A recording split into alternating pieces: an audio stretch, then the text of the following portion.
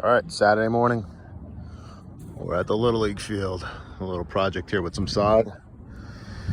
A little project here with the sprinklers. So, a little video for the tube family. So I'd repaired this 1.5-inch poly pipe prior, and what happened was the pipe would basically start to split, kind of like a hairline split after the coupling. So if the coupling is pushed in here, the coupling might end here.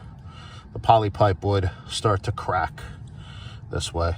So what I did on this side was I pushed in the poly into the coupling, got my cinch clamps on, and I got an 1.5-inch Fernco here. This is not really to keep this watertight. I'm kind of hoping that this Fernco stops this pipe from cracking further and kind of splitting over here. So on this side, this is a join piece here. I put some 3M electrical tape here. Hopefully that keeps it from cracking as well, or kind of splitting. And the same thing on this side here, cinch clamp, coupling, Fernco. And hopefully that's a good repair.